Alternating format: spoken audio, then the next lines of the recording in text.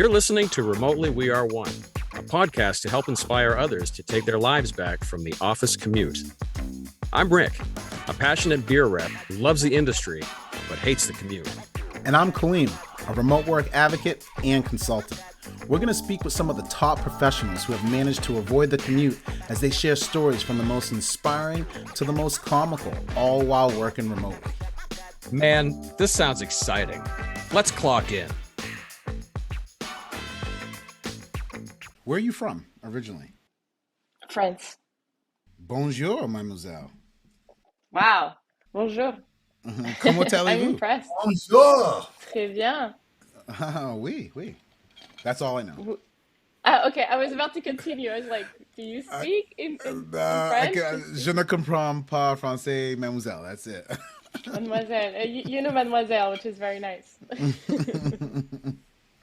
I took French one twice in high school. Yeah, same. And my teacher told me many times, Hampton, ferme la bouche. And I figured out that wasn't a very polite way of telling me to stop talking. It is quite polite. It's very impolite, but I guess it was warranted. I was always like, what is she saying? What do I say? You know, it literally means close your mouth. It doesn't mean like shut your mouth. So it actually is nicer. Oh, it isn't that? Okay. Yeah. So I got to go apologize to her then.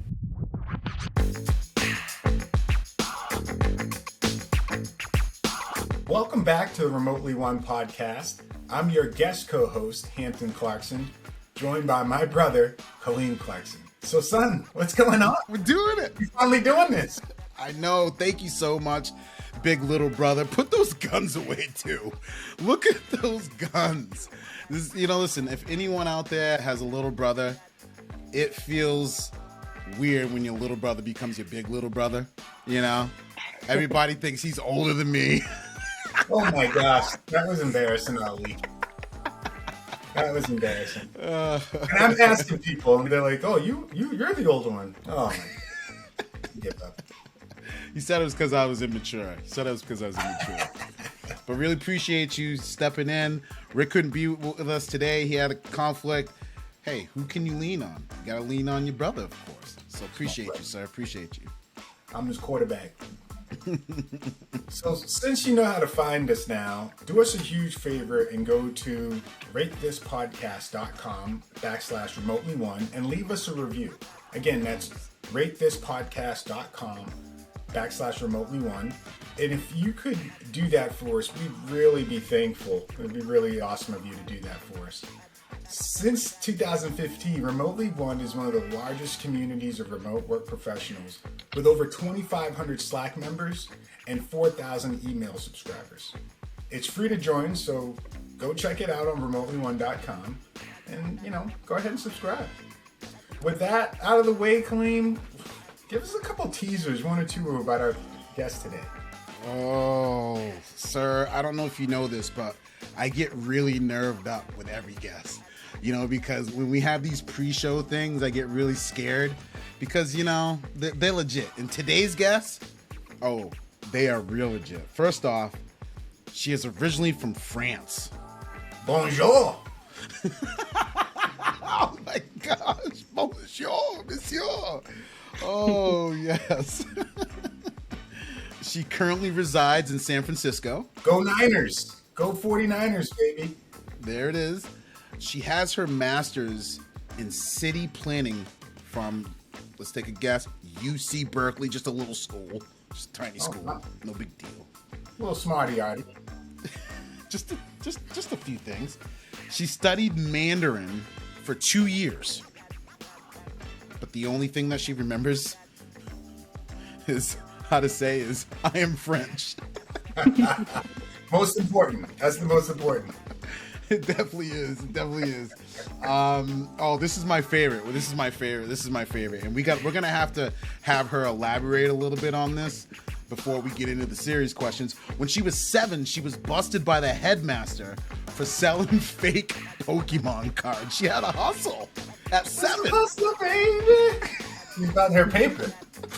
Love it. I just want you to know You know, she's only been in Forbes 30 under 30. No big deal there. Wow. You know, just a few publications her company and herself has been featured in. Just a small one, Wall Street Journal, really tiny one. TechCrunch, another small publication, and then New York Times. That's why I get sweaty, sir. Last but not least, she is the co-founder and CEO of Codi, which provides private office space with the most flexible terms on the market. Listeners and viewers, please give a warm welcome to Christelle Rohaut. Thank you, Kaleem.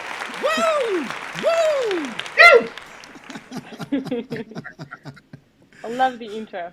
That was the best one I ever had. Oh, thank you so much. It's been my goal to be Flavor Flav, the hype man.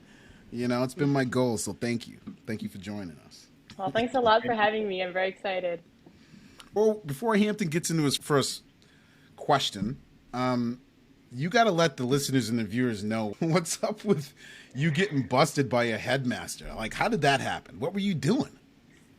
I was making money. Every day she's hustling. Every day she's hustling. So how did you do it? What what were you doing though? Like were you drawing the cards? Yeah, I was drawing the cards. Like I had I ate cereals when I was a kid, so I was taking the cereals boxes, and that was making the cardboard for the cards, and then I was drawing on top and coloring them and then selling them to my classmates, saying they're very special and rare, and they will never find them anywhere else, which was true. She ain't lying. You're honest hustling. I mean, that's fantastic. That is great. That's Hopefully, great. no young kids out there getting any ideas on how to recreate your hustle. But, Yeah. sir, I mean, look what it leads to. So maybe more kids should go out there and try these creative endeavors. And if the president of a school shuts you down, you just deal with the repercussions. No big deal. We call that you live and learn, right? That was your Yes. first lesson in business. Mm-hmm. Mm-hmm. Awesome. All right. Well, Christelle, I'm curious. I mean, I love the business model. I love the whole thing. Tell me, what was the spark? What was the motivation for you to go out and create Codi? I'm French, as you know, and as you said very well, bonjour.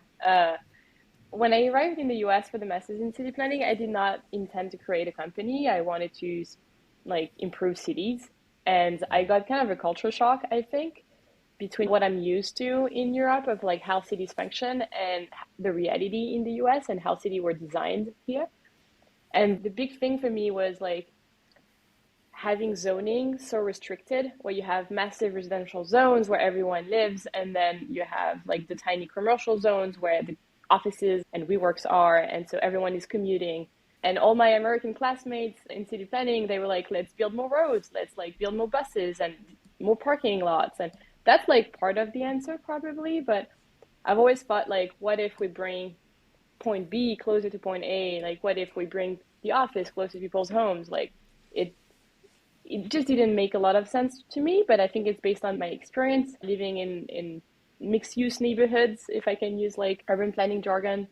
And so that was really the spark for me. I was I think I can change something important here that will improve local economies and reduce commute times and leverage underutilized spaces across the city and bring a unique perspective to city planning. And as you know, I've always been kind of entrepreneurial since an early age, and so I didn't see myself fighting for it in city hall, but more so creating my own thing and hitting the ground running quickly.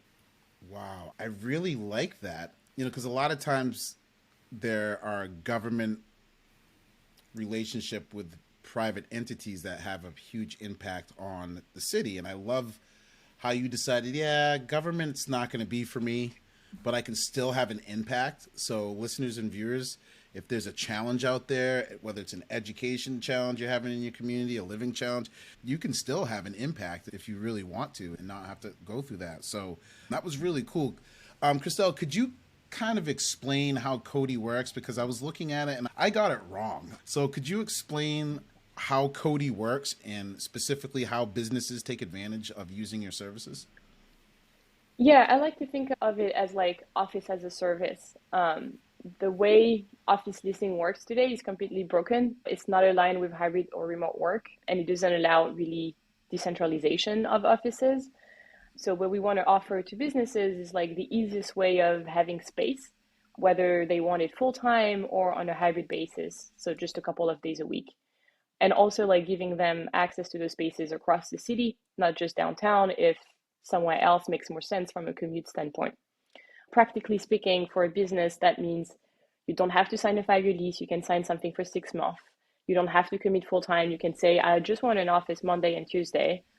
And you don't have to like spend all the time and the money trying to run the office yourself when you have a business to run and operate, because Codi is going to manage on your behalf. So are you building these, I mean, they're not necessarily co-working spaces, but are they like, where's the space coming? Are you all going out and purchasing the space yourself and then trying to fill in companies like a co-working space? That's the part I'm still not clear on. How does that part work? Yeah, thanks for asking. It's not co-working. It's fully private. So companies have just their own space. It can be full-time or just specific days, right? But it's really the hub, like they can build a culture. Co-working works for specific companies or people, but after a certain size, we saw that a lot of companies want to have their privacy and like build their company's culture, but also have access to different locations, not just downtown. And so that's kind of our model. Where we get the space is from existing underutilized spaces. Right now, mostly commercial.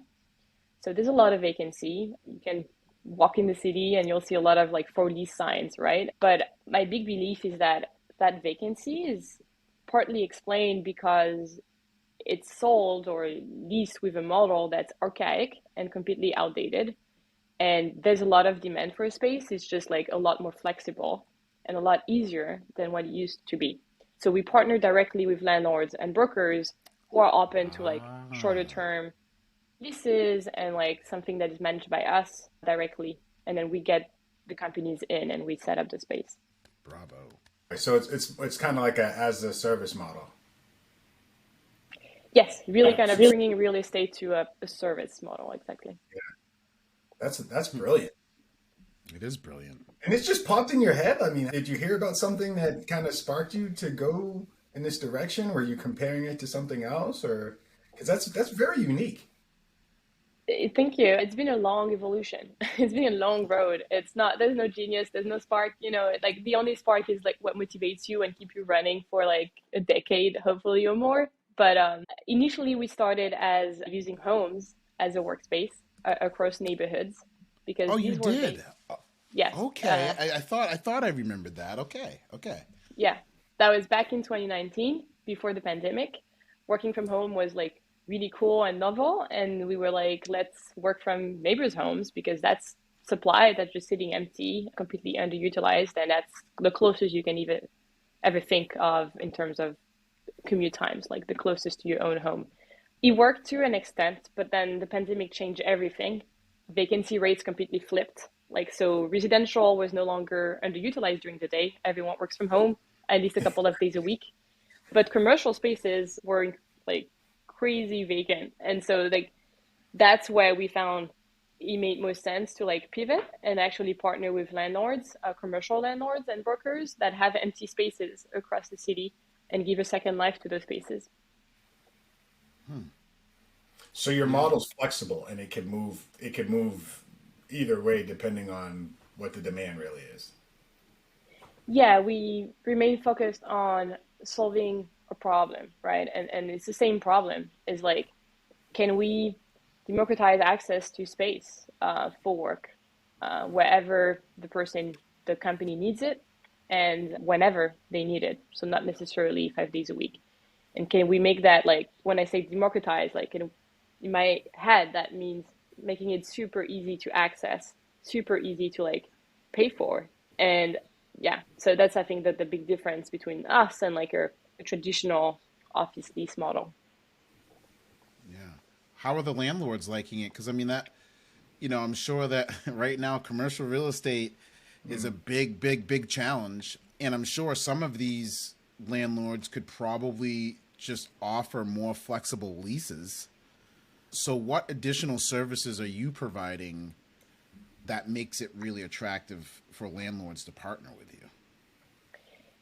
It's a demand-driven business. Like if you have the clients, you can win. And we have the clients in the sense of, yes, you're right. Like maybe the flexibility of the term itself can be matched by a landlord, but the ease of the process and the ease of outgrowing your space or downsizing whenever your company gets to the next level of growth, this is a nightmare. Then you have to go through the entire process again of finding a lease and like signing that, that 15-page thing that gives all the rights to the landlords and none to the tenants. And then you still have to like furnish the space and manage it. And it's like a massive hassle that we take off the company's plate.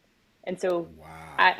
I believe the big value is really to the clients and landlords, what do they want to have at the end of the day is generate revenue. So if we can provide that, I don't see why they would turn us down. That's great. That's great.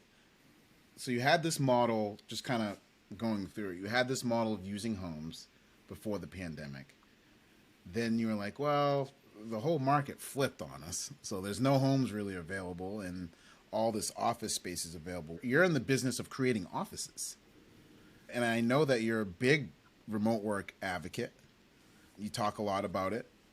So how is that relationship? How is remote work impacting your business, and how is that relationship between the two? I'm really curious because you are building in-office opportunities. So you talk about that some?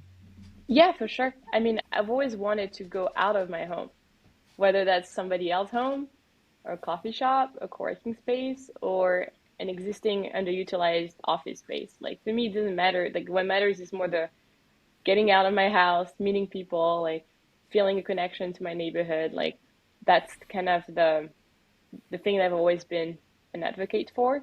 I do believe in like giving choice to employees and making sure companies listen to that. Remote work, in my opinion, is not work from home. It's not equal. Remote work is you can work somewhere. It's not like mandated where it has to be. So it can be from home, it can be from a coffee shop, it can be from the office. It doesn't really matter. So I think like my mission or our mission is kind of to unlock access to spaces, to hubs where people can work remotely or hybrid or in person, whatever makes sense for them and whenever it makes sense for them. But I do believe we are social animals. Like I don't think I really want my kids to like spend their lives in their homes not meeting any human beings. Like I don't think that's a very healthy or desirable. At the same time, every day in an office doesn't make sense either. So like there's just like a balance that needs to be found. And I see my role in that, in like just unlocking access to more opportunities to like get out of your house and maybe be with your team. When you look at like the office status quo, it doesn't make sense. It's because like office leasing is so archaic that it's forcing companies to say things like you have to go back to the office 5 days a week or you have to go back to the office 3 days a week because they invested. They put so much money and energy. It's hard for them to like just be like, oh, that 300K was just to the window and that's fine, you know. Right. So that's just that tension, and we're trying to kind of like break that tension by allowing companies to have something that actually grows with them at the right moment of time and that accounts for employees' location so that it's like a bit less commute, and it can be hybrid. It can be twice a week. So it makes more sense from like a people's behavior standpoint. Okay, so your goal is still to try to build these spaces in areas that are more convenient for the employees versus, oh, we have to go buy this huge space in downtown and make everyone drive there. You're still of the mindset of when you were using homes originally in neighborhoods. I'm not saying you're doing that anymore, but like the challenge that you were solving then was, a little easier, a better location so some of these people didn't have to go so far. And it kind of sounds like to me that what you're saying now is like, yeah, we're still trying to solve that problem. And that's why we're trying to use some spaces maybe that are kind of closer to the employees so that these companies can have multiple spaces. Yeah. So we're unlocking multiple locations in multiple neighborhoods. It doesn't need to be downtown. But the key is that it needs to be easy though, and it needs to be flexible and hybrid oriented so that it aligns with how companies work today, how people work today.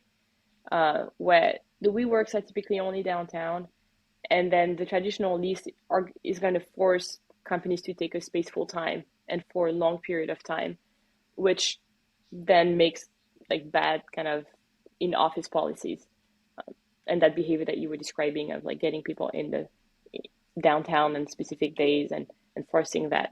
Does that make sense? Yeah, heck yeah. Absolutely. I'm curious, do you have larger companies or is it all sizes of companies that are coming to you for solutions? We have like a wide variety. I think we do have like kind of our bread and butter is 50 employees, roughly. That's kind of like the majority of our clients, but they really vary from a free people startup all the way to thousands of employees, and they just want a hub in a few cities for like the whenever basically you reach a minimum concentration or density of employees in a specific city, then it makes sense to have a little hub so that people can go and meet and like work together if they want to. If not, then we've seen companies do Codi plus like a co-working stipend or plus just work from home wherever. They don't need to conflict with each other. It's really just more like you want to cover all your employees. And so understanding there's going to be a diversity of situations depending on where the employees are. Choice. Flexibility. That's what we're talking about. People, choice. Jeez. It's so easy. It really is. I noticed on your website you have a link for offsites. Mm-hmm. What is that about? Yes, sir. Sounds cool. So last year, we decided to open a beta product called Codi Offsite to allow companies that are remote only, like they have no offices at all, to just book a location for a week at a time or a few days to run their offsites. You're really seeing like the peak of remote first companies like using more space, but like once a quarter, basically, for their offsites. And that's kind of like the cultural, like in-person element that they are standardizing. And we do have plenty of locations that are still underutilized. And so we were like, why, they are set up for work. So why not making them available for offsites and for those companies who just want like one week every quarter. And so we did that. Well done. All right, I've got another question for you. I see that on the website you have some major cities. You have San Francisco, New York, and Los Angeles. Do you have plans to go into other bigger cities across the country, or are there certain places where it just doesn't make sense to build that model out? For now, we still are a small team. So like we remain focused on the SF Bay Area and then New York City. But we do allow like expansion whenever our clients want to, because that's a model you can apply anywhere. It's just a matter of like remaining focused and doing one thing at a time as a team, as a startup. So we did open a space in Toronto a few weeks ago. In Seattle, in Austin. We've been to Atlanta. So it really depends on where our clients want to go. And we're here to support them as much as we can. ATL, Shody. ATL. I thought you were going to bring up Boston, but good job. Boston's got to be on the roadmap. I mean, I'm just saying, come on, New England. Come on, Codi. Come on, Codi. Up here, we love to just complain about driving in the snow and be like, I've got to go to work. That's awesome. I don't think I asked this question about the future of commercial real estate. So you're in an interesting business. New York City, I think I saw something about, and please, everyone go Google the real stat. I don't know. I'm just going to throw something out there. I thought I saw something along the lines of they're only back up to like 60% occupancy rate. So they got a big ways to go. And obviously you're in San Francisco, another city that was hit very hard. And what do you think these cities should start considering doing? Because, the mayor of DC begging Biden to force all the federal employees back to the office because small businesses in those areas are losing, and they're losing tons of tax dollars. Same with New York. The stat was something crazy. I couldn't even remember how much they were losing per day because everyone's not in the office. Where should we be heading as a society? I mean, I know you're in that commercial real estate space, so you might have a little bit of a biased opinion here maybe, but where do you see this thing heading next? I mean, when we take a step back and we look at the century, like urbanization is not going anywhere. Like we are, I think, like 70% urbanization rates globally. And I think it's expected to reach like 90% by the end of the century. So as a society, I think we're still going to cities. I don't see us becoming all farmers again. It wouldn't make a lot of sense. It's just like people are attracted to each other, whatever are the reasons behind urbanization. There's a lot of like books and things that have been written about this, but basically if you take that as granted, like cities are the epicenters of our human lives, at least for the next couple of centuries. And that includes, like the suburbs around it, right? Like the greater kind of city. Then the issue with commercial real estate, I think, is that one, there's too much. We just experienced the biggest shock in real estate ever had, I think. Like those 2 years where everyone was at home, nobody was in using those spaces, they will never recover entirely from that. And it makes sense, and they should not, because I am a proponent of like hybrid work and remote work and just like making sure like we work and live however way it makes sense. And as a society, we evolved in that direction. It was already happening. Like I've been working with remote workers since 2018. It was a trend, not at the level that it is now. So basically, I think we made a leap in the future for 10 years at least with the pandemic. And it's forcing commercial real estate to rethink how much we need as a society of commercial real estate and then how it's going to be used. My goal is like to reduce the amount and just like hopefully like stop maybe the amount of new offices that are going to be built. There's enough. And I think like with one space, like we just need to serve more companies, because at the end of the day, a company wants a space just twice a week. So one space can serve 2-3 companies instead of one. That's like a big innovation, I think, in how we use commercial real estate. And then if you spread that model across commercial real estate and you're like, okay, now it's a lot easier. You can just do 6 months and you can do just a couple of days a week. Then you're going to see increased utilization for specific units, but maybe 20% will never be utilized again. And I think those should be converted into residential real estate, especially in downtown, so that downtown becomes a real neighborhood where you have residential and commercial, and it becomes walkable to actually go to work and that vibrant community. And you were talking about local businesses, and it's been really hard for local businesses over there. So I think that's like the vision that we will kind of go towards. And then from a tax standpoint, I can only speak for the city of San Francisco. I'm not super aware of the other models, but like it is a lot of taxes that a small business has to pay when they have an office. So nobody is incentivized to get an office, because not only leasing is difficult and risky, but also, and not aligned with your culture. Like you want just a couple of days a week, but also you're going to pay a lot more taxes than if you don't have an office. And we saw that with our own clients. Like some clients that are awesome companies wanted a space, and then they realized how much taxes they're going to pay. And then they were like, okay, no. And that's something that the city has to evolve on. If they want to incentivize businesses to like use space again, then, the policy and taxes have to kind of align with that. I've got 2 deep questions right away. I know we're tight on time here, so I'll spit these out.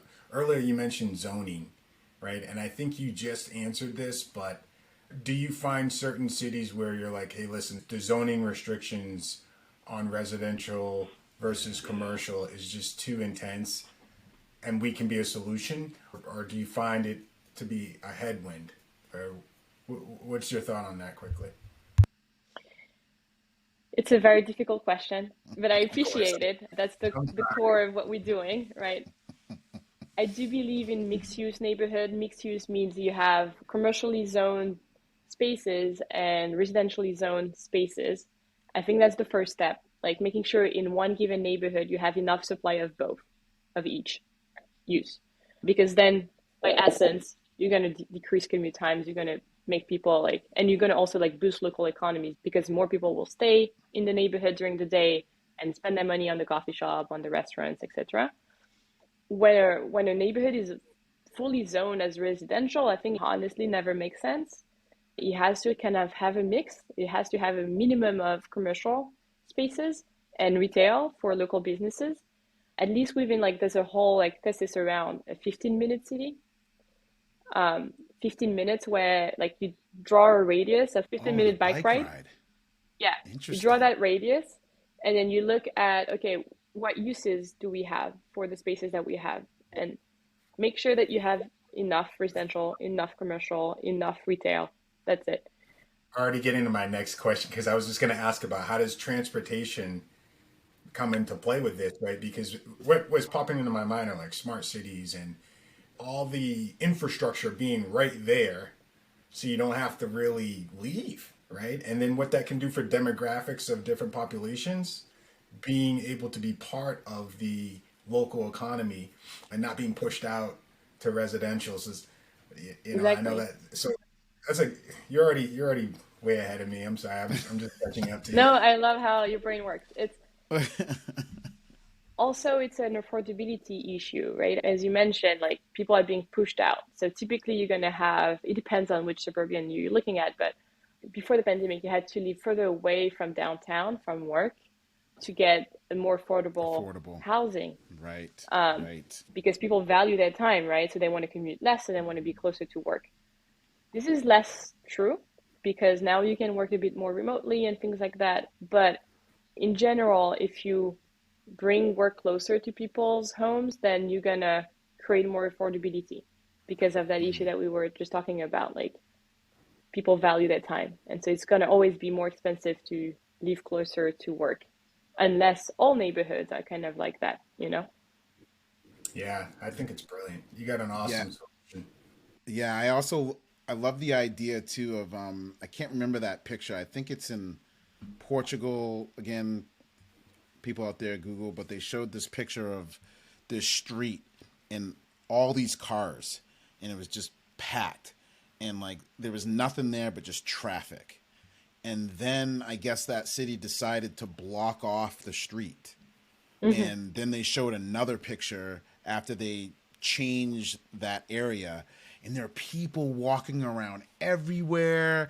There were shops, there were restaurants, like people like it totally transformed the neighborhood because they created a community, right? Yeah. Like they created a community, and you know, with all this excess commercial space, you could actually have more people being able to move downtown and be affordable, especially for seniors. You know, our mom, she's 77, but she loves to get down still.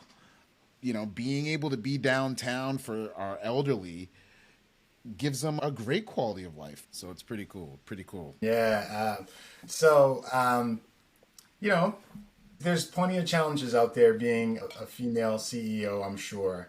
So I'm curious, what advice would you have for future female CEOs who are aspiring to be, or maybe just getting started in a position as a CEO? I think there's a growing community of female leaders. And so I would recommend to just, you know, try to get in touch with a few female leaders that are in a similar space, similar industry, just a few years ahead of you, because they've been through exactly the same things that you're going to go through. And so that's been always a great help for me to have a few kind of inspiring female leaders that I can rely on and kind of look up to. But at the same time, I kind of like never really think about my gender. It's more the French in me. It's like equality at all costs. But I would recommend not to overthink that. Like there are opportunities out there, and just assume you have the same opportunities as men and get out there. Like, don't be afraid. It's okay if you're the only woman in the room. It just means that great, get out there. Get out there. Sure, get out there, baby. Love it. You got to get out there. All right. So the last question of the show. Okay. And this is the most serious question. It's the most important question. Okay. Christelle, can you tell us about a comical or inspirational moment that you had while working remotely? Do you have one? I have a few in mind, some that I cannot say in a podcast. So. Oh, come on. This is an NC-17 podcast, though. I mean, like, you know, you can get close to, you know. I have one ready for you, though. So. Okay, cool. One that is kind of both like comical and then kind of inspiring too. It's so I had a baby 2 years ago, and so when I got back to work after a few weeks, like I thought it would be easy, or like, you know, it's just like in my head I was like, yes, I'm gonna play the work from home mom that can do it and run a company and like show it to the team that it's possible. And I showed up for my first all hands to lead the all hands, you know, and my baby was wrapped then. He was just sleeping, and it was like, great, like this is, you know, it's inspiring message also for women on the call and things like that. Definitely. I said the first sentence, and then he started like bursting in tears and screaming and crying, and I had to like just like I had to kind of like just stop the meeting, like let somebody else run it. But the mindset stayed of like, it is possible, not always, but most of the time. Most of the time. So I want to talk about the numbers. Wow! And you're like, oh, I'm so sorry. You're all flustered. That's a good one. It is inspiring, though. Kudos to you for giving an attempt, and that was inspiring, and it was funny. So that's pretty cool. That's pretty cool. So, Christelle, thank you so much for being on the show. I appreciate it. We appreciate it. Hampton, thank you for being a guest co-host today. You were great, sir. Next time, put the guns away. You know what I mean? But Christelle, can you tell our listeners and viewers where they can find you online? Yes, well, first, thank you both. It's been a pleasure and great conversation. They can find me on LinkedIn. That's where I am most of the time. My first and last name, if they can spell that out, Christelle Rohaut. They can also DM me on Twitter, although, like, again, I'm more active on LinkedIn. Cool. Thank you. I'm a bad millennial. Well, once again, thank you so much. We appreciate it, and you know, can't wait to see how big Codi gets. And remember the small people, remember the little people. We had you on the show, so when I call you in, you know, in 5 years, and you on TV all the time, just remember us. Thank you both. I really appreciate it. Awesome. It's a pleasure. Bye. You've been listening to the Remotely We Are One podcast. Visit us at remotely1.com/podcast for upcoming episodes. Subscribe to our YouTube channel and download our episodes on your favorite podcast app. Hey, don't forget to clock out.